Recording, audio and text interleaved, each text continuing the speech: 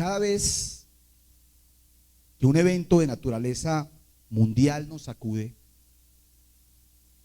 como la pandemia o la actual crisis entre Rusia y Ucrania, se prenden las alarmas apocalípticas. ¿Cierto que sí? La gente empieza a decir, se nos vino el fin. Y desde distintos sectores de la cristiandad se ofrecen interpretaciones bíblicas y fuera de la Biblia, son extrabíblicas, donde textos son sacados del contexto. Incluso mi esposa me decía ayer, mi amor, ¿cómo le parece que lo de Ucrania lo profetizaron los Simpson? Y tristemente hay que reconocer de que muchas veces los eventos que se suceden en el mundo buscamos explicaciones fuera de las escrituras. Incluso hay una revista muy famosa en Inglaterra, en el Reino Unido, que se llama The Economics.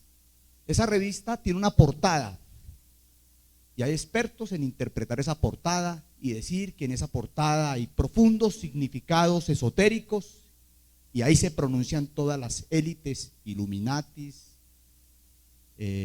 masones, rosacrucistas y etcétera. Pero ustedes saben, hermanos, que nosotros tenemos la palabra profética más segura. Eso es importante para el creyente hoy en día. ¿Cuál es la palabra profética más segura? Aquí está la palabra profética más segura, a la cual hacemos bien en estar atentos como una antorcha que alumbra el lugar oscuro. Así dice el apóstol, ¿cierto? Como una antorcha que alumbra el lugar oscuro. No pretendo negar el carácter predictivo de la profecía en relación con los últimos tiempos, pero deseo resaltar algunos aspectos que, de no ser tenidos en cuenta, podrían generar un estado de desequilibrio y que nos conduzca, como sucede, al miedo, al pánico, a la toma de decisiones precipitada e incluso a una arrogancia y menosprecio por los que no conocen a Dios. Una especie de ajuste de cuentas contra los impíos y pecadores. Lo digo, hay hermanos que ven Apocalipsis como, por fin el Señor va a acabar con los malos. Y ustedes recuerdan en esa ocasión cuando dos discípulos se fueron a prepararle al Señor a Samaria un evento. Señor, fuimos y no nos recibieron. Que caiga fuego del cielo como Elías y los consuma. Ustedes no saben de qué espíritu son. ¿Sí ves? Es importante que el creyente tenga claro eso. Al Señor le duele su corazón aún condenando, porque el propósito de Dios con el hombre no era ese. No era condenar al hombre, era que el hombre pudiese conocer a Dios. Algunos hermanos genuinamente convencidos en su posición escatológica, la palabra escatología significa las últimas cosas o los últimos tiempos, es una palabra que tiene que ver con el tiempo. Algunos hermanos genuinamente convencidos en su posición escatológica esperan el arrebatamiento de la iglesia. Incluso hay unos que están emocionados, y yo no niego que estar pendiente de que el Señor viene es algo maravilloso, poderlo contemplar a Él, pero para algunos eso es una evasión y pasividad ante su compromiso de servicio al Dios vivo y verdadero. Yo no puedo sencillamente, ¿usted qué está haciendo? Aquí esperando al Señor. ¿Y qué está haciendo? Esperando al Señor. ¿Y qué estás haciendo? Esperando al Señor. Después se van a dar cuenta por qué. Otros hermanos que consideran que la iglesia pasará parcial o totalmente por la gran tribulación están más pendientes de eventos sueltos y fragmentados, ya sea el significado de la marca de la bestia o la identidad del anticristo, que de la verdad panorámica y total que nos presenta el libro de Apocalipsis. Que es Tony Blair el anticristo. No, era Obama. No, que es Donald Trump. No, qué es fulano y qué es sutano. ¿Qué es Putin? Ahora algunos dirán, el anticristo es Vladimir Putin. Hermanos, una adecuada percepción del libro de Apocalipsis en este tiempo es fundamental para los creyentes. Porque ustedes están expuestos. Yo sé que aquí los hermanos estudian la palabra y aquí predicar es muy difícil porque aquí no comen cuento. ¿Sí o no? Aquí fueron enseñados a pensar por ellos mismos en las escrituras, en el pensamiento de Dios. Por eso estoy un poquito como tembloroso. En el presente mensaje pretendo abarcar algunos puntos que nos serán de ayuda como claves de interpretación. No es mi intención tener la última palabra, sino poner al conocimiento de la iglesia aspectos descuidados a la hora de acercarnos a la revelación de Jesucristo. Sí es mi intención dejar ver cómo el libro de Revelaciones, por su nombre en inglés, es un libro escrito, escuchen esta palabra, para nuestro consuelo y esperanza. ¿Cómo le parece? ¿Ah? ¿Quién predica Apocalipsis con ese tono de esperanza y consuelo? Hoy en día es sinónimo de terror, de miedo, de espanto, de pánico. Me hace acordar de ese personaje de la era del hielo, de esos, creo que eran unos patos que aparecen ahí. ¿Se acuerdan ustedes? Que llegó el fin. ¿Sí? Levantad vuestras cabezas porque vuestra redención está cerca. Es muy importante que el creyente tenga una adecuada perspectiva del libro de Apocalipsis. Dejo entonces la pregunta abierta. ¿Es el Apocalipsis un libro sobre el fin del mundo? ¿O es un libro escrito sobre la esperanza? Vamos a desarrollar el tema del presente mensaje haciendo preguntas pertinentes sobre él. O sea, esto me quedó a mí de fundamentos firmes. Juanito preguntaba con deseos de saber las cosas que a sus años no podía comprender. Y las preguntas son muy importantes. Las preguntas abren la mente. Las preguntas derriban falsas creencias. ¿Cuántas veces usted hace una pregunta y usted dice, uy, yo no había pensado en eso? Recuerdo una vez con Javier Vanegas, que ustedes lo conocen. Estábamos compartiendo en una casa, fundamentos firmes, y había una muchacha muy segura de que podía agradar a Dios haciendo cosas buenas y obedeciéndolo y guardando su palabra. Y estaba expectante. Llegó Javier Vanegas al monte Sinaí y le tronó el monte Sinaí y los mandamientos del Señor y les mostró que nadie puede guardar la ley, que si guardáramos 612 mandamientos y no guardáramos uno solo, no guardamos ninguno. Esa muchacha se puso a llorar porque la palabra de Dios tocó profundamente su corazón y le derribó esa creencia que ella tenía, que se podía justificar por las obras de la ley. Primero, entonces, esta es una primera parte. Estoy justificando una segunda invitación, ¿sí? Porque no va a alcanzar el tiempo, entonces no quiero pretender. Él dice un dicho que el que mucho abarca, poco aprieta. Entonces, vamos a abarcar 3 principios claves del libro Apocalipsis. El primer principio es: ¿qué relación tiene el Apocalipsis con la Gran Comisión? ¿Se han puesto a pensar en eso? Uno siempre dice, no, pues no es el fin, ya se acabó todo, ya no hay esperanza. Pero vamos a ver que hay una, por así decirlo, una interdependencia entre la Gran Comisión y el libro de Apocalipsis. Porque a veces el Apocalipsis queda como un libro suelto, ¿cierto? Nosotros en Fundamentos Firmes, y digo nosotros porque yo formo parte de esta familia, aquí hemos trabajado juntos por muchos años. Nosotros en Fundamentos sabemos que la Biblia son 66 libros, ¿cierto? Es un solo libro contando una sola historia. Es Dios contándonos sus pensamientos y hablándonos y diciéndonos y enseñándonos. Entonces vamos a leer la Gran Comisión, el pasaje de la Gran Comisión, y vamos a encontrar ahí 2 elementos claves.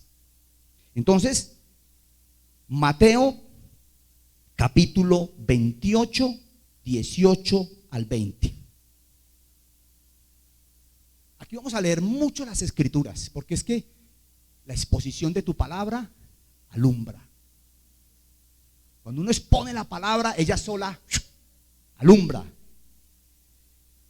28, 18 al 20.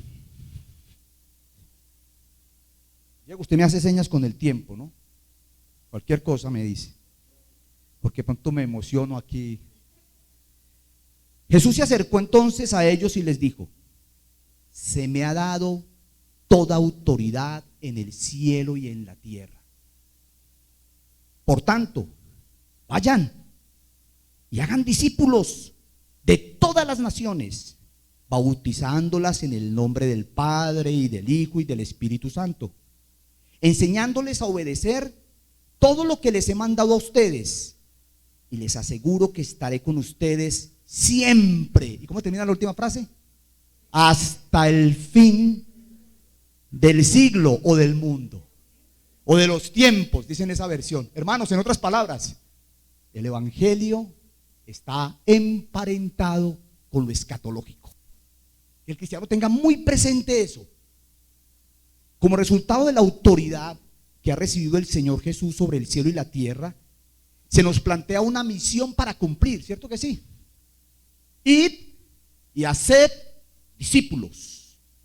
Esa es la misión. Esa misión es para los 12 nomás, ¿cierto que sí? Para los 12.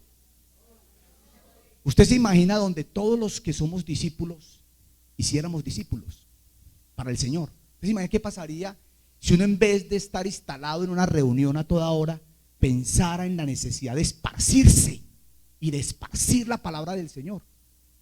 Pero tristemente la iglesia incluso ha abandonado esa misión, que es responsabilidad ¿de quién?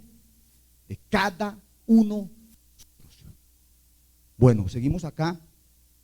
Esta misión se desarrolla en un espacio geográfico que abarca ¿hasta dónde? Hasta los fines de la tierra. O sea que tiene un espacio geográfico. Pero también esta gran comisión abarca un tiempo que nos lleva ¿hasta dónde?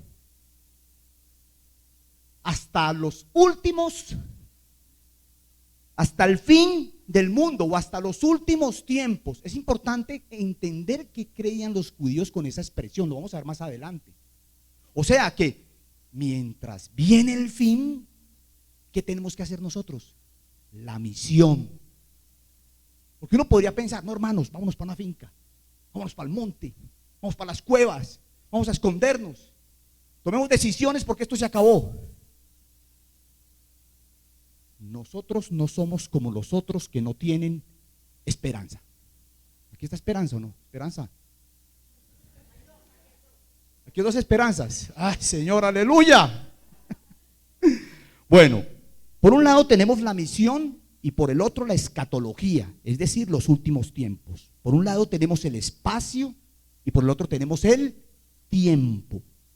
Lo uno dependiendo de lo otro. No se deben separar o desligar, están íntimamente relacionados. Ahora vamos a ver por qué. Es decir, aquí voy a mencionar algo muy importante. El primer principio: cuando la profecía se separa del resto de la Biblia, cuando cogemos Apocalipsis y lo interpretamos aparte, sin tener en cuenta que Dios se ha revelado de Génesis a Apocalipsis, ¿sí?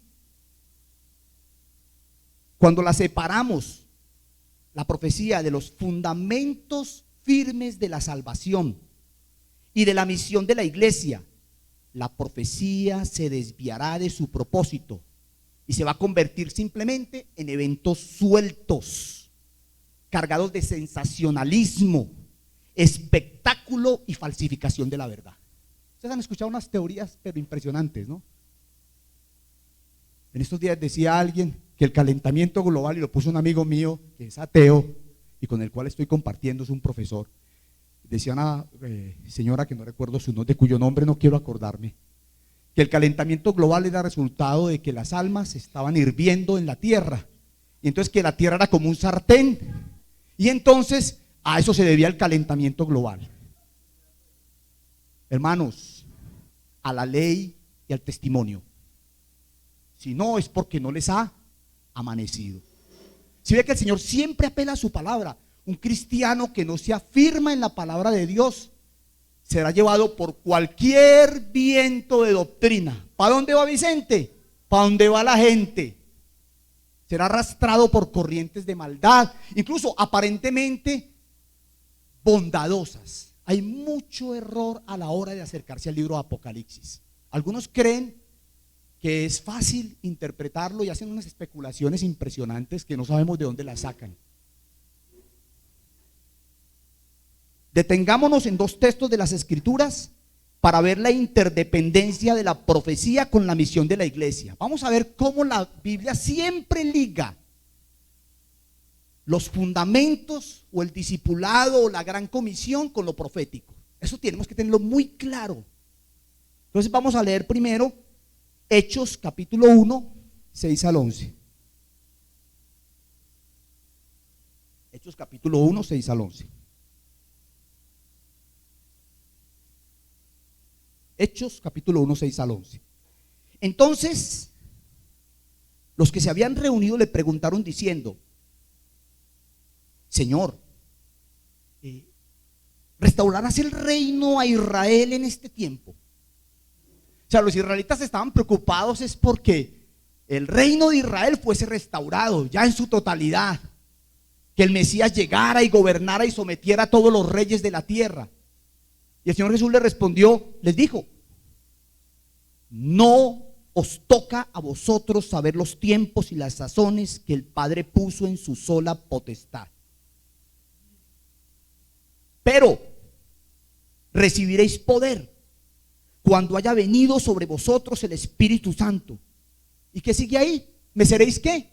Testigos en Jerusalén, en toda Judea, en Samaria y hasta lo último de la tierra. ¿Sí ven otra vez la misión? Ahí ven la misión.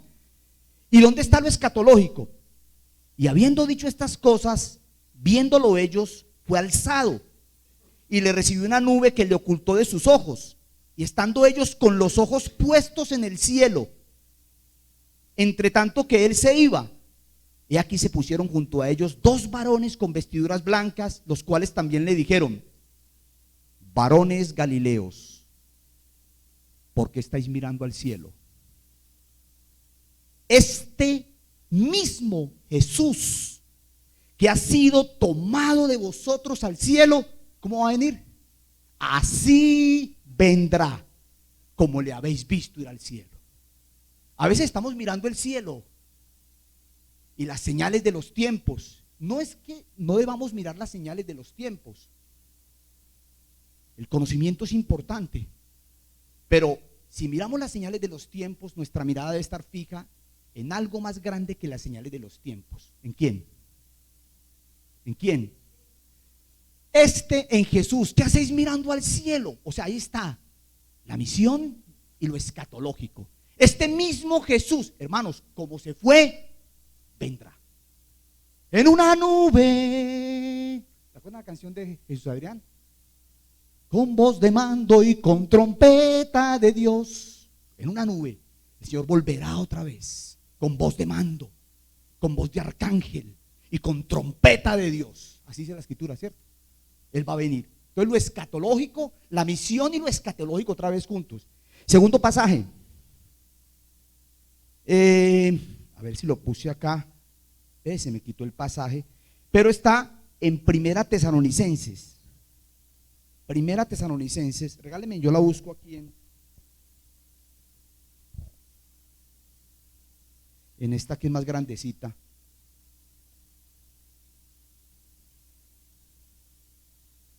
Este texto es muy importante porque hubo un tiempo en mi experiencia cristiana que estuve muy cargado con lo apocalíptico. Y no quiere decir que esa carga no deba estar en nuestros corazones, pero debe estar con una finalidad y un propósito especial. Entonces dice así, Pablo está hablando a una iglesia muy joven, muy nueva, ¿sí? Y les está hablando, incluso ya les ha hablado de escatología, ya el tema está en la mente de los hermanos. Y les dice por allá, versículo 9, 1:9, dice, lo voy a leer en una versión internacional. Ellos mismos cuentan de lo bien que ustedes nos recibieron y de cómo se convirtieron a Dios dejando los ídolos para servir al Dios vivo y verdadero, Y, ¿qué más? Esperar del cielo. ¿Qué esperamos del cielo? A Jesús. ¿Sí ven, hermanos? Lo mismo de Hechos. ¿A quién tenemos que esperar nosotros? A Jesús. Nosotros no estamos esperando al anticristo, estamos esperando a Jesús.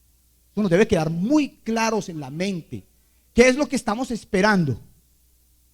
¿Sí? A Jesús. Y miren lo que dice: su Hijo, a quien resucitó, que nos libra del castigo venidero. ¿Sí o no que así dice el texto? Otra vez, la misión con lo escatológico. Él que fue el que nos rescató de los horrores del siglo venidero. Bueno, muy bien. En palabras de nuestro hermano Juan Stan. Juan Stan es un teólogo que ya murió el año pasado. Estudió 50 años el Apocalipsis. Escribió su último tomo a los 90 años. ¿No le parece? Hermano Juan Stan. ¿Sí? Sus 4 tomos sobre el libro Apocalipsis son unos libros espectaculares. Me cambiaron la visión del libro de Apocalipsis y me enseñaron el mensaje de la esperanza. No porque no vaya a haber un juicio, o con lo que voy a decir, no porque no vaya a haber un juicio, sino porque tenemos que tener una perspectiva como hijos de Dios muy adecuada. Nosotros conocemos el carácter de Dios. Nosotros sabemos que cuando el hombre pecó, ¿quién buscó a quién? ¿El hombre buscó a Dios o Dios buscó al hombre? ¿Y por qué lo interrogó? Porque lo interrogó. Dios pudo haberle dicho: pecaste. Ustedes observen bien, cuando uno lee las escrituras, hermano, el hermano Juan Stan decía: cuando usted lea las escrituras, métase en la escena y empiece a ver los personajes, empiece a escuchar, a oler, a imaginar, a palpar la situación, y usted va a descubrir otro diálogo ahí. ¿Quién te enseñó que estabas desnudo? ¿Comiste acaso del árbol que te mandé no comieses? ¿Qué hay en esas preguntas? ¿Una invitación a qué? A la confesión, al arrepentimiento. Ese es Dios. ¿Dónde está tu hermano? ¿Acaso soy yo guarda de mi hermano? ¿Por qué estás airado? ¿Por qué te enojas? ¿Dios lo sabe todo o no? Lo sabe todo. Ustedes han estudiado estos principios y están en su mente. Y eso es una gran ventaja de compartir acá, porque tenemos el mismo ADN. O sea, sabemos que es la palabra de Dios la que nos convence. En palabras del hermano Juan Stan, la profecía debe ser entendida como la culminación de un largo proceso de fe y misión. Entonces, hermanos, ¿qué vamos a hacer mientras el Señor viene? A ser discípulos. ¿Se acuerdan ustedes cuando el Titanic, cuentan una historia que cuando el Titanic se hundió, había un pastor ahí, un hermano? ¿Y sabe qué hizo ese hermano antes de morir? Se fue a predicar el evangelio a todos los que estaban en el mar, en esas gélidas aguas, hasta que al final falleció. O sea, aún hasta el fin, cuando el Titanic se estaba hundiendo, él estaba señalando al Salvador. Que el Señor nos encuentre haciendo eso. ¿Sí? No muertos de miedo. Aplicación práctica de este primer punto. Mientras esperamos la venida de Jesús, que nos encuentre ocupados en servir al Dios vivo y verdadero en su propósito y su gran comisión. Ese es un principio práctico. Entonces, hermanos, primer reto para ustedes, el mismo. Sigue siendo el mismo. Que la tierra sea llena del conocimiento de Jehová, así como las aguas cubren la mar. Segundo punto. ¿Cuándo comenzarán los últimos tiempos? Esta es una frase que también me partió la mente cuando la medité. Porque si ustedes le preguntan a alguien, si le hubiéramos preguntado a la gente, en Netflix hay una película muy buena sobre la toma de Constantinopla por los musulmanes. Y yo me pregunto, ¿en qué pensarían esos que estaban encerrados en esos muros, que eran súper religiosos, creyentes muchos de ellos, cuando estaban los turcos rodeando a Constantinopla? ¿Qué estarían pensando? Llegó el fin. ¿En qué estarían pensando en Europa cuando llegó la Primera Guerra Mundial? Llegó el fin. ¿En qué estarían pensando en Europa cuando llegó la Segunda Guerra Mundial en el año 1939? Llegó el fin. ¿Y en qué estamos pensando ahora con Ucrania y Rusia? Llegó el fin. ¿Van entendiendo? Y aquí es donde tenemos que ver cómo piensa Dios. Porque entonces algunos nos pueden decir lo de Pedro. Hasta el día de hoy las cosas siguen igual, ¿sí o no? En la época de Pedro ya estaban hablando de hermanos, el Señor viene, hermanos. Y unos decían, no está pasando nada. Importante esto. Entonces, este segundo principio es, ¿cuándo comenzaron los últimos tiempos? A mí me gusta mucho ir a la Biblia, porque eso aquí botar carretas muy bueno. Pero ir a la palabra, que la palabra misma coja y ¡pim! La palabra tiene dos funciones, partir y construir, ¿o no? Cuando usted está en fundamentos firmes, a los que están acá, usted no siente que empiezan como a destruirle todas sus bases. Ay, papá, ¿qué pasó?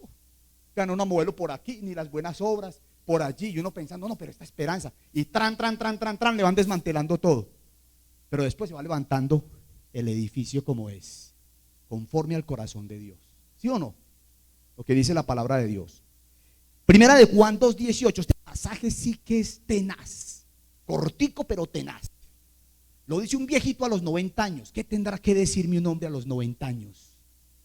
Que caminó desde joven con el Señor Jesús, que se recostaba a su pecho, que tuvo la oportunidad de verlo transfigurarse, que lo acompañó ahí en el momento agónico de Getsemaní, y estuvo también en la cruz, ¿o no? Fue el único discípulo que estuvo en la cruz, porque fue el que le dijo, mujer, he ahí a tu hijo, al apóstol Juan. ¿Qué tendrá que decirnos un hombre a los 90 años? ¿Será que habrá recogido mucha sabiduría de haber caminado con el Señor? Hijitos, miren lo que dice Juan. Ya es el último tiempo. ¿Cómo le parece? ¿Cómo hay que ya? ¿Cómo hay que ya? Ya es el último tiempo.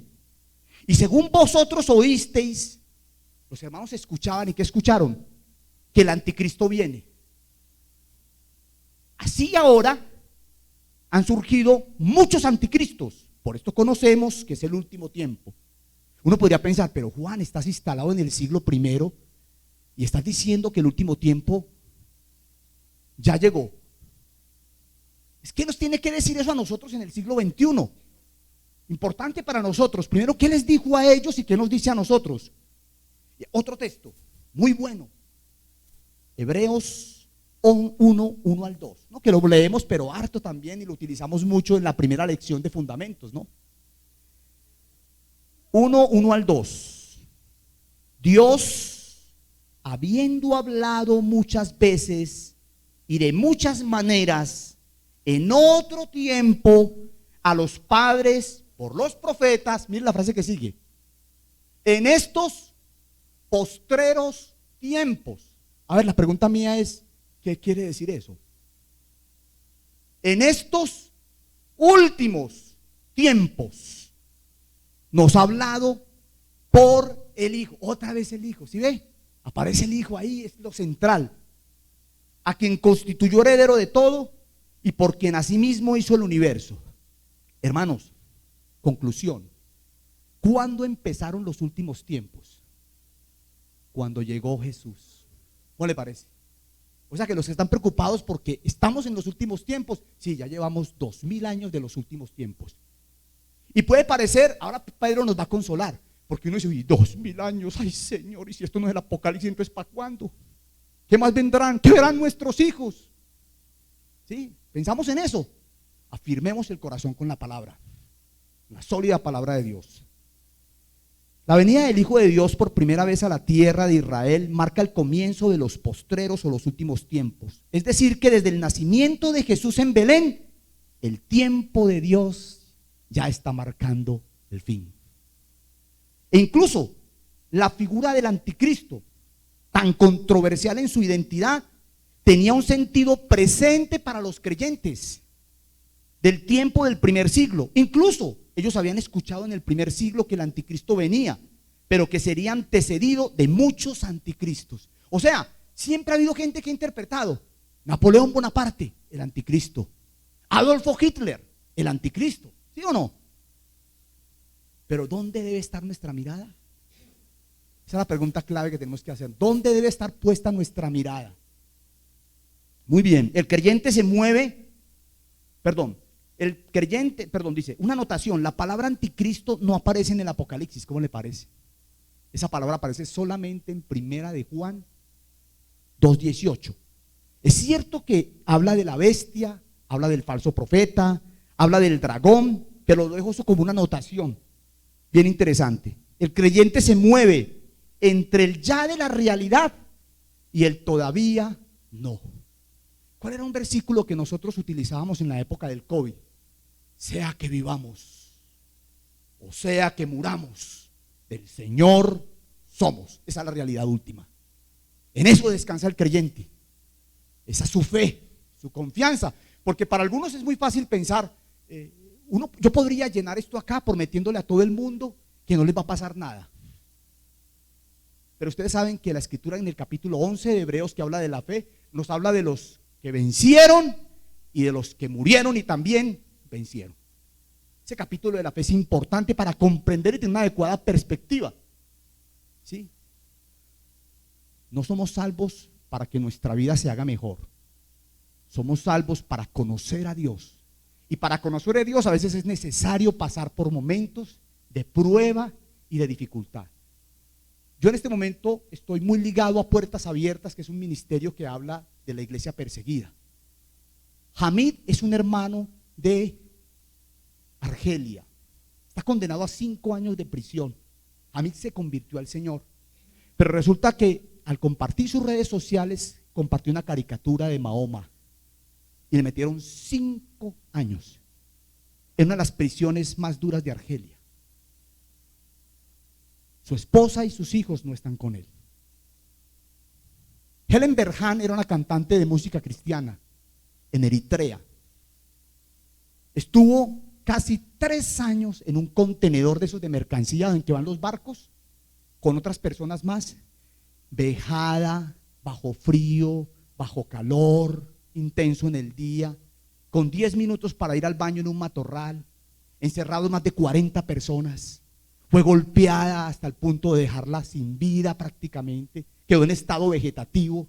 Milagrosamente, ya sabemos quién es el que interviene, el Señor la sanó, actualmente vive en Dinamarca. Algunos de nosotros decimos, es que es tan bacano ver el sufrimiento desde acá, ¿sí o no? Pero cuando lo vemos desde allá, en la iglesia que sufre, nos damos cuenta que muchos están sufriendo por causa de su fe. Incluso, téngalo por seguro, cuando usted se identifica plenamente con Cristo se vuelve incómodo, ¿o no? Cuando usted no se identifica plenamente con Cristo, usted puede pasar su día normalmente. Pero un cristiano que se identifica plenamente con Cristo recibirá rechazo. Ahí viene este evangélico aquí con su Biblia, con su mensaje. Yo tomé una decisión cuando estaba en el SENA en plena pandemia y empecé a escribir unas reflexiones y había un grupo del SENA donde estaban todos los instructores. Logré sobrevivir un buen tiempo en ese grupo, compartiendo la palabra de Dios, casi por unos 6 meses, 7 meses, hasta que se empezaron a quejar. Se me es religioso, qué tal cosa. Pero dejé allá la semilla del Señor sembrada. ¿Sí? Como está escrito, te he puesto en Romanos 4:17. Veamos cómo el creyente se mueve entre el ya y el todavía no. ¿Qué quiere decir ya? Que es un hecho. Es un hecho que estaremos en la nueva Jerusalén. Es un hecho que habrá cielos nuevos y tierra nueva. Claro, es un hecho, es una realidad. Eso no es solo por la fe, esa es una realidad. Entonces vamos a ver ese ya y todavía no. Romanos 4:17. Te he puesto por padre de muchas gentes delante de Dios. Está hablando Abraham, a quien creyó, el cual da vida a los muertos y llama las cosas que no son como si fuesen. Esa es la realidad que ya está. Ya está. Es una realidad. Y este pasaje también de Romanos 8:30, que también es muy importante. Ya voy a entrar en el último punto. No sé cómo estamos de tiempo, Diego. ¿Vamos bien? Sí. Bueno. Sí, Romanos 4:17 y 8:30. ¿Quién dice el 8:30? Y a los que predestinó, a estos también, leámoslo entre todos, a los que predestinó, a estos también llamó. Y a los que llamó, a estos también justificó. Y a los que justificó, a estos también glorificó. Ese verbo está en presente, pasado o futuro. No, pasado. Hermanos, ¿cuándo nos va el Señor a glorificar? Cuando estemos en su presencia. Para Él ya es un hecho. Esa es la fe. Después la fe, la certeza de lo que se espera, la convicción de lo que no se ve. Nosotros no nos basamos en presunciones, nos basamos en lo que Dios dice en su palabra.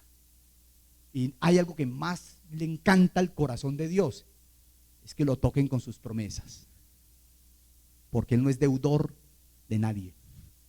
Él ha cumplido su palabra y siempre la va a cumplir.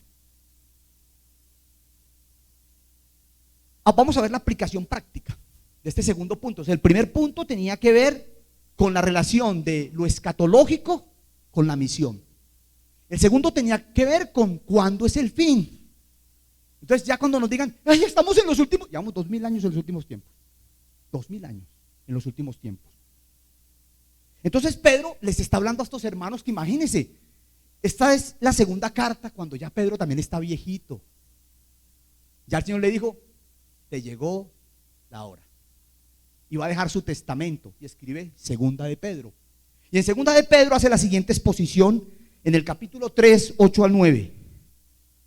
Más amados, a raíz de los que se burlaban y decían que la venida del Señor no se iba a cumplir, que las cosas seguían iguales, que no pasaba nada. Más, segunda de Pedro 3, 8 al 9. Mas, oh amados, no ignoréis esto. ¿Cierto que este verso es bien bravo? Para con el Señor un día es como 1000 años y 1000 años como un día. A veces pienso que Pedro ya en su final le pudo haber preguntado al Señor, Señor, estamos esperando tu venida. Ya, Señor, yo estoy aquí esperando tu venida. Voy a ser decapitado, voy a ser crucificado boca abajo. Y entonces, Señor, y el Señor le puede haber dicho, para mí un día es como 1000 años y 1000 años como un día. ¿Van captando el concepto que Dios le quiere transmitir a Pedro en cuanto al tiempo? El Señor no retarda su promesa, porque algunos le han dicho, el Señor no está cumpliendo. Según algunos la tienen por tardanza. Hermanos, ¿por qué el Señor no retarda su promesa? Entonces vamos a ver otra vez al evangelio con lo escatológico. ¿Sí lo ven ahí? ¿Por qué? Porque no sino que es paciente para con nosotros, no queriendo que ninguno perezca o se pierda, sino que todos procedan al arrepentimiento. De Génesis, Apocalipsis, el propósito de Dios es el mismo. No cambia, no cambia. Debemos mantener una actitud expectante, amando y esperando la venida del Señor. Hay una corona para los que aman su venida. Para los que aman su venida. Tercero, y con este punto terminamos. ¿Cuál es el origen y el contenido del Apocalipsis? En resultado de qué habla el Apocalipsis. Y para esto es muy importante fijarnos en varios textos. El primer texto, que es la introducción. Apocalipsis 1, 1 al 2.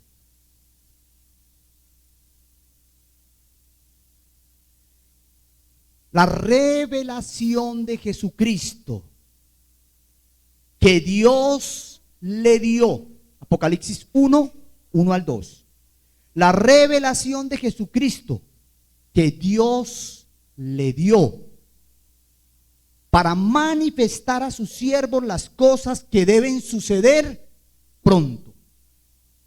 La declaró enviándola por medio de su ángel a su siervo Juan, que ha dado testimonio de la palabra de Dios y del testimonio de Jesucristo, de todas las cosas que ha visto. Hermanos, miren la frase clave. ¿A quién se le dio el Apocalipsis? No, a Jesucristo. ¿Quién se la dio? Dios. Su Padre le dio la revelación. Eso dice el texto. Y Cristo la envió a través de un ángel y se la entregaron ¿a quién? A Juan. Sí, eso es importante tenerlo en cuenta, pero me gusta esa frase. Hay otra parte donde dice, libro de la revelación de Jesucristo. Hermanos, ¿qué es revelar? La verdadera palabra, es que la palabra Apocalipsis, cuando usted dice, por ejemplo, si usted saliera a la calle y dijera ahora, Apocalipsis, todo el mundo, ¿sí o no? Pero si dijera revelación, es diferente, ¿no? Esta palabra revelación es esto, vea, esto es revelación. Es dejar ver. Es, como dice, mijo, asómese. Eso es la revelación, descubrir. Pero mira lo interesante, el Padre se refiere a Apocalipsis como la revelación de ¿quién? De su Hijo. ¿Van entendiendo la clave que está ahí? Apocalipsis no es libro de la revelación del anticristo. No, señor. Libro de la revelación de Jesucristo. ¿Ven la diferencia? Para que nuestras mentes cobren un sentido diferente. Es la revelación de Jesucristo. Y menciona dos palabras claves acá junticas. Dos que me gustan mucho. Que ha dado testimonio, Juan que ha dado testimonio, y menciona dos cosas. ¿Qué menciona? La palabra de Dios y el testimonio de Jesús. Ojo con esas dos palabras que ahora las soltamos con fundamentos para que vean lo espectacular que hay ahí. El otro texto está en Apocalipsis 1:9. Ahora Juan va a decir lo mismo. Dice, yo Juan, vuestro hermano y copartícipe vuestro en la tribulación, en el reino y en la paciencia de Jesucristo, estaba en la isla llamada Patmos. ¿Y por qué estaba ahí? Por causa de la palabra de Dios. ¿Y de qué? Y del testimonio de Jesucristo. Otra, vea, por favor, paren bien bolas cuando el Señor dice la palabra. Me dice, ¿por qué el Señor no escribió la Biblia diferente? Les voy a explicar que es el testimonio de Jesucristo y que el Señor siempre nos pone a meternos en los tesoros, ¿o no? Y nos preguntamos, ¿y qué querrá decir el Señor aquí con esto? Y no nos ha pasado que a veces descubrimos unos tesoros espectaculares. Cuando un hermano hizo una pregunta aparentemente tonta, y resulta que esa pregunta nos llevó a reflexionar sobre algo y dijimos, yo me acuerdo una vez que nos llevaron a Fundamentos Firmes en una charla, no sé si Diego estuvo ahí, que nos hablaron del servicio, ¿por qué Dios es rey? Uy, nunca se me olvida. Y fueron muy sabios en la manera como llevaron el mensaje. Cuando al final mostraron por qué Dios es rey y qué significa ser rey, después les cuento otra historia. Esta historia continuará. Esa no la decimos hoy. Apocalipsis 19:10 ocurre casi al final. Imagínense, Juan es un hombre que conoce al Señor, pero después de ver todas esas visiones, tiene un impacto muy fuerte. Y dice que yo me postré a sus pies, a un ángel, había un ángel ahí. Y entonces Juan lo que hizo fue, ¿cómo sería el impacto? 2 veces le pasó, 2 veces. Hermanos, tengamos cuidado con lo que el Señor nos da.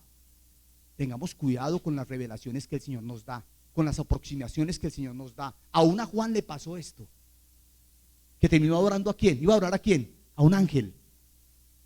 Y ese ángel le dijo algo. Yo me postré a sus pies para adorarlo y él me dijo, mira, no lo hagas, adora a Dios.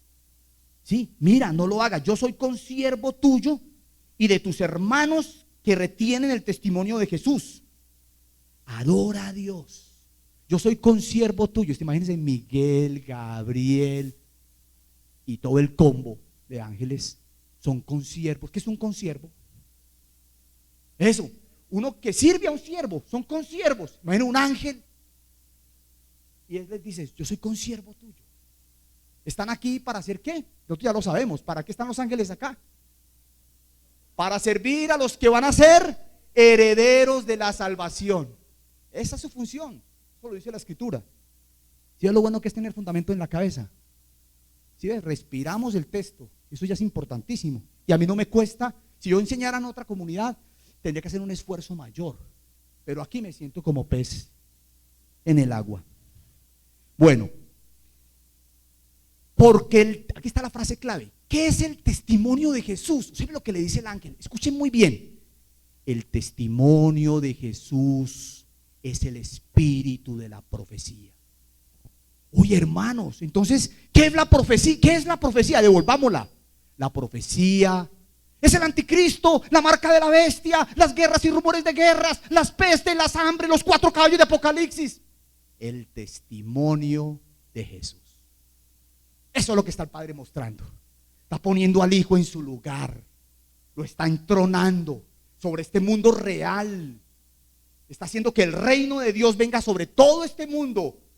Está haciendo que toda nación sea quebrada como una vasija de barro. Y que Él sea el todo y en todos.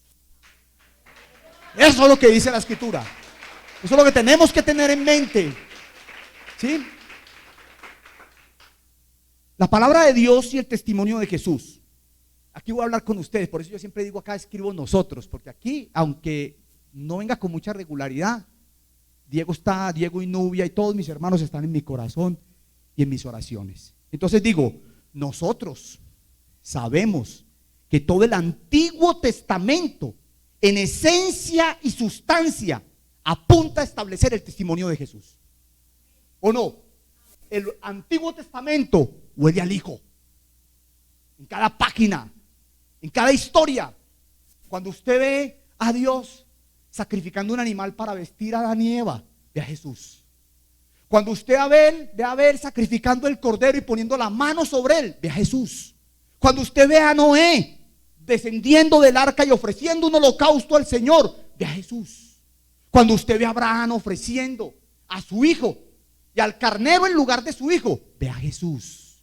Cuando usted ve el cordero sacrificado de la Pascua, ve a Jesús. Cuando usted ve el tabernáculo de reunión con todos sus elementos, ve a Jesús. Cuando usted ve el templo de Salomón, ve a Jesús. ¿Van entendiendo? El Padre saca al frente al Hijo. Porque Él dice en su corazón que el propósito de Él, ¿cuál es?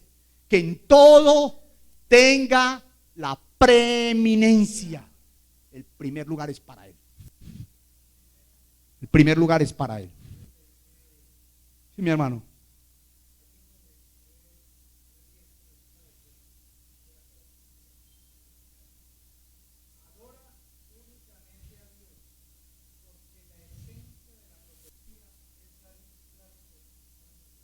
Aleluya.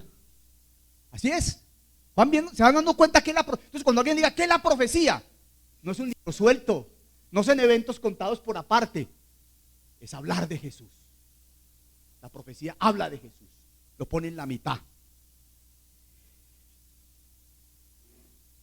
El apóstol Pedro en una de sus cartas nos dice, vamos a ver este pasaje que es bien interesante, porque es muy fácil ubicar al Espíritu Santo en el Antiguo Testamento y ver que el Espíritu Santo está ahí presente. Primera de Pedro 1. Primera de Pedro 1, 10 al 12. Damos despacio este pasaje. Como decían hermanos, degustémoslo. Los profetas, Primera de Pedro 1, 10 al 12. Vamos, cuando dice los profetas, ¿de quién está hablando Pedro? De Isaías, Moisés, David también fue profeta, Zacarías. Se está ubicando en el Antiguo Testamento. Dice, los profetas que profetizaron, ¿de qué profetizaron de qué hablaban los profetas? Un judío puede, por eso un judío tiene la palabra de Dios, pero no tiene el testimonio de Jesús. Solamente tiene la palabra de Dios. Nosotros tenemos la palabra de Dios y el testimonio de Jesús. Amén, ¿sí o no? Para que no coman cuento de los mesiánicos y estén alertas porque están capturando a muchas personas. Ya veo hermanos que terminaron ya ni creyendo en la deidad de Cristo. ¿No le parece? Lentamente fueron absorbidos por esas corrientes mesiánicas. Aparentemente con mucha, te confunden por el hebreo y te hablan muy bonito. Pero tienes que estar afianzado en la palabra de Dios. Los profetas que profetizaron la gracia destinada a vosotros inquirieron y diligentemente indagaron acerca de esta salvación. Pero miren lo interesante, ¿qué es lo que ellos inquirieron? ¿Qué es lo que estaban buscando? O sea, Isaías era leyendo y diciendo, pero ¿quién está aquí? ¿Quién es este? ¿Quién es este? No sé quién es. ¿Qué persona y qué tiempo indicaba? Pero miren la frase que sigue. El Espíritu de Cristo que estaba en ellos. ¿Cómo la ven? ¿Cómo la ven esa expresión? O sea que el Espíritu de Cristo estaban estos profetas diciéndole: muchachos, pero esto no es para ustedes, muchachos, para adelante, esto va para adelante, no es para ustedes. Y ellos investigaron. Es como ese eunuco sentado en el carrito, ¿no? Y está leyendo Isaías 53. Despreciado y desechado entre los hombres, varón de dolores. Y ese hombre estaba pensando: oiga, ¿de quién dirá esto el profeta? Ahí está inquiriendo, ¿no? Lo está diciendo de él mismo o de otro. ¿Y a quién manda el Espíritu Santo? Pero mira lo siguiente. Y entonces el Espíritu Santo se le apareció al eunuco y le dijo: ¡wow! Te voy a revelar la verdad, amigo mío. No. ¿Qué le dijo? ¿Qué le dijo al eunuco? ¿Qué le dijo a Felipe? Sacó a Felipe de una zona de mucha prosperidad de mensaje, predicando en Samaria. Y primero mandó un ángel, ¿sí o no? Y mira, un ángel, y después al Espíritu Santo. Pero el Espíritu Santo no dijo nada, porque el que tenía que llevar el mensaje era él. ¿Van entendiendo, hermanos? Ay de mí si no anunciase el evangelio. La responsabilidad es nuestra, no se le dio a los ángeles. Y el Espíritu Santo es tan respetuoso que nos dice: usted es el que tiene que compartir la verdad. Yo lo apoyo y lo respaldo con el fuego y con el poder, pero usted comparta. Abre tu boca, que yo la llenaré. Sí, yo la llenaré. Escudriñando qué persona y qué tiempo indicaba el Espíritu de Cristo que estaba en ellos, el cual anunciaba de antemano. Vamos a ver otra vez el Evangelio y el Apocalipsis. Obsérvenlo junticos. Anunciaba los sufrimientos de Cristo y las glorias. ¿Y cuáles son esas glorias que vendrían? Las del tiempo del fin. ¿Sí ven las dos cosas ahí pegaditas? A esto se les reveló que no para sí mismos, sino para nosotros administraban las cosas que ahora os son anunciadas por los que han predicado el Evangelio, por el Espíritu Santo enviado del cielo. Y mire esa frase tan hermosa: cosas en las cuales anhelan mirar los ángeles. Hermanos, ustedes sabían que en las reuniones nuestras hay ángeles escuchando. Y yo pienso que en ocasiones dicen: no, aquí no se habló de Cristo, no dijeron nada, no aprenden. Imagínense usted, eso es real. Que usted no lo ve. Señor, abre sus ojos para que vea. Cuando Eliseo estaba con su siervo, abre para que vea los ejércitos que están alrededor. Los ángeles aprenden de nosotros para que la multiforme sabiduría de Dios sea ahora dada a conocer en la iglesia a los principados y a las potestades.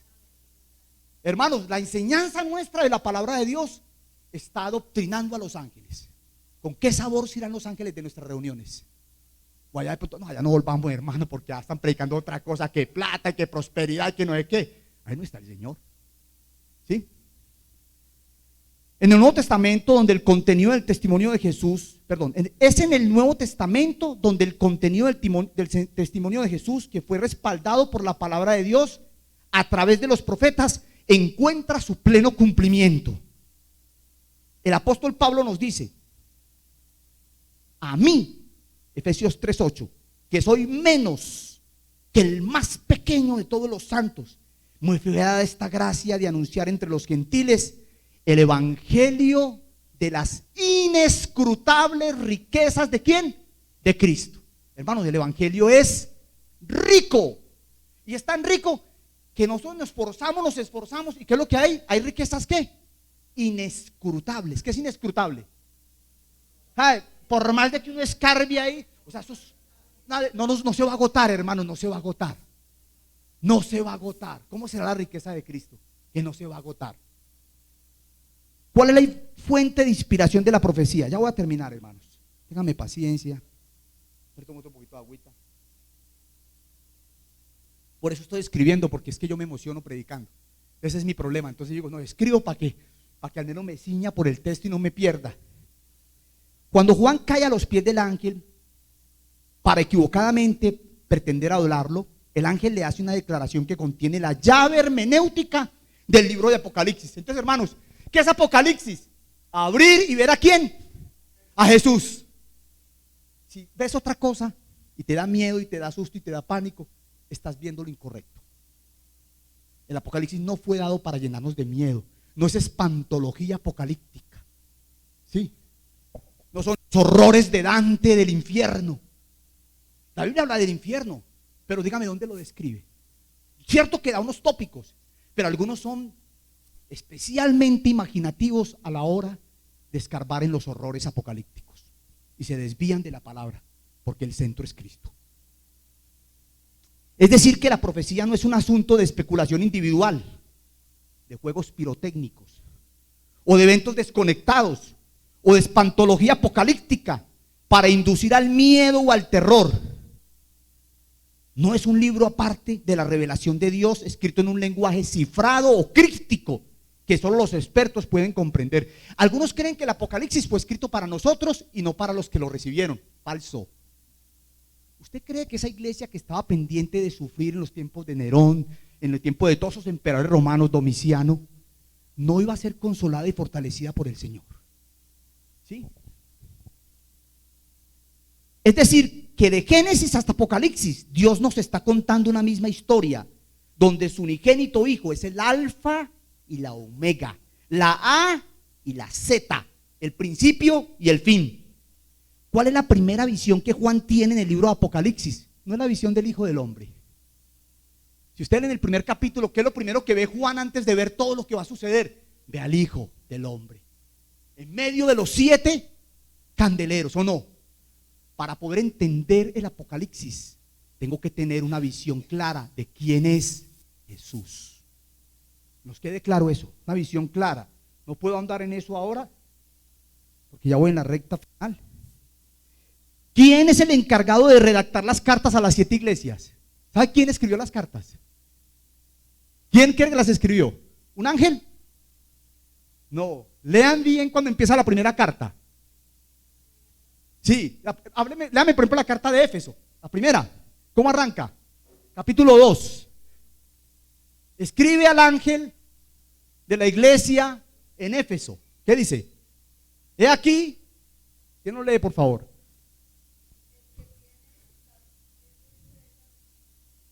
Sí. Muy bien. ¿Quién le está hablando a la iglesia? No es que el ángel dijera, Señor, le voy a poner este pedazo. No, escribe esto. Te voy a decir qué le vas a escribir a Éfeso. Y mire, ¿qué es lo que Dios? Si ustedes leen bien cada carta es un mensaje en el que el Señor se muestra a sí mismo con lo que esa iglesia necesita. A cada iglesia se le presenta diferente. ¿Sí? A cada iglesia se le presenta de acuerdo a su necesidad.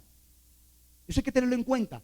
Y le responde de acuerdo, por ejemplo, a Esmirna, que es una iglesia que sufre, le dice, el que estuvo muerto va a ser aquí que vive. ¿Cómo le ve esa expresión? Cuando Juan lee esa carta ya, hermanos de Esmirna, miren lo que el Señor les manda a decir: el que estuvo muerto va a ser aquí que vive. Y les va a hablar de que van a tener 10 días de persecución, ¿se acuerdan? A la Odisea, he aquí el amén, el testigo fiel. ¿Sí? Incluso me sorprende, la promesa más grande de las iglesias se la hace a la peor. Y yo me he meditado en eso. ¿Por qué? Porque usted le ofrece a la Odisea lo que le ofrece, Señor. De la Filadelfia o de la Esmirna. Pero ¿por qué a la Odisea? El que venciere, le daré que se siente conmigo en mi trono, así como yo he vencido. Y eso obedece a un principio de las Escrituras: donde sobreabunda el pecado, sobreabunda la gracia. Ese es nuestro Dios, que nos sorprende, que trabaja a pesar del fracaso nuestro. Hay una frase que me dijo en estos días Harley, de mano de Javier, de un mensaje que compartieron en un taller. Dios me llamó, yo fracasé, pero Él lo hizo. Jonás, Dios lo llamó, y Jonás es un fracaso, un legalista, un exclusivista. Quiere que Nínive sea, ese sí parece que quiere que el terror del Apocalipsis le caiga a Nínive.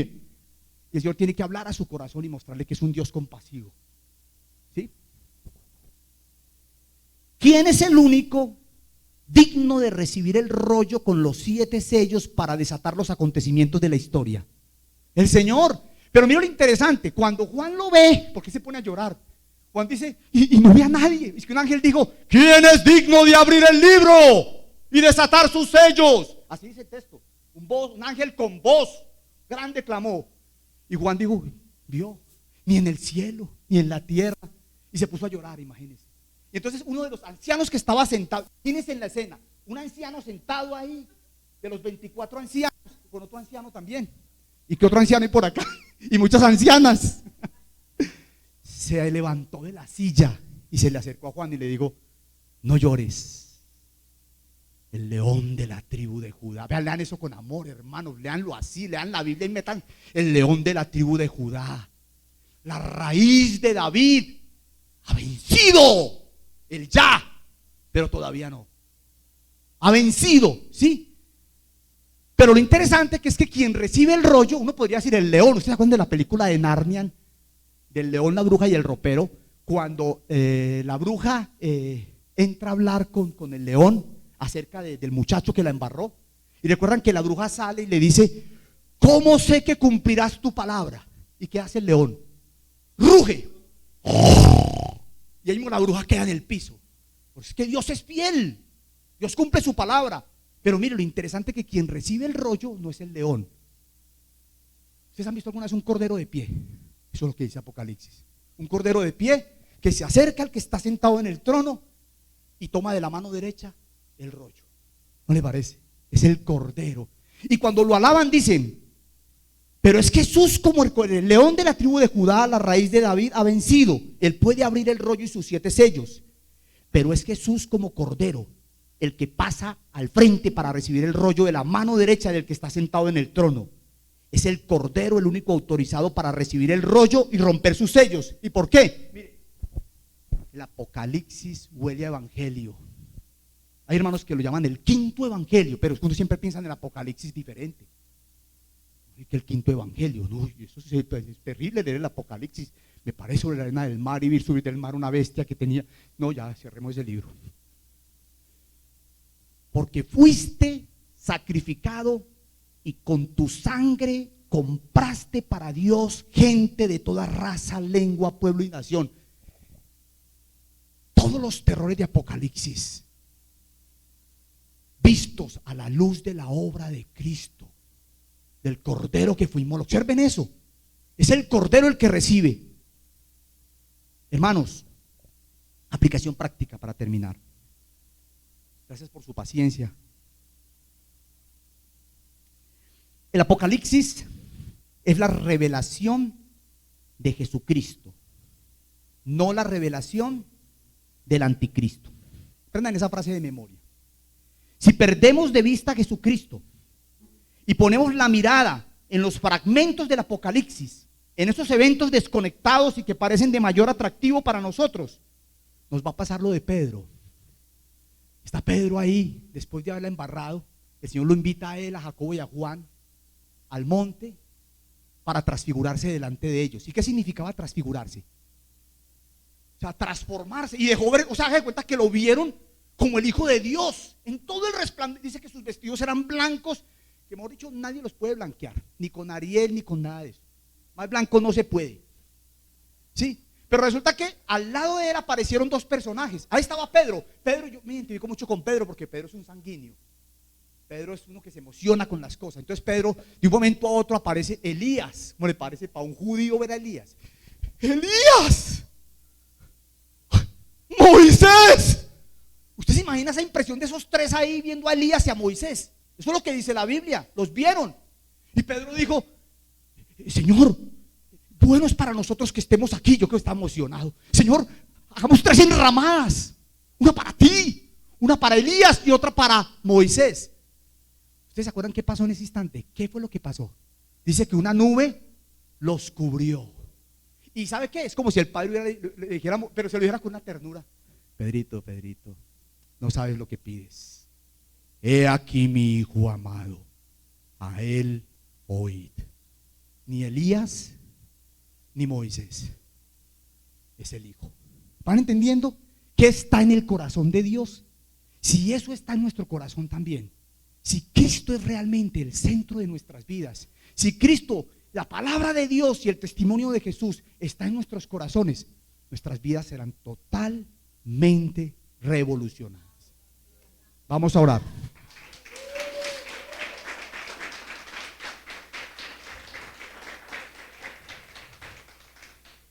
Padre, gracias por tu palabra, que es viva y eficaz. En esta mañana nos ha cortado como espada de 2 filos y ha discernido las intenciones y los motivos del corazón. Señor, quisiéramos decir como esos griegos y decir, Señor, quisiéramos ver a Jesús. Solo Jesucristo basta. Solo Él es suficiente. Pero no será suficiente si no es abrazado con todo nuestro corazón. Padre Santo, atráenos, en pos de ti correremos. Gracias, Señor. En el nombre de Cristo Jesús, el Cordero que fue inmolado. Amén y amén.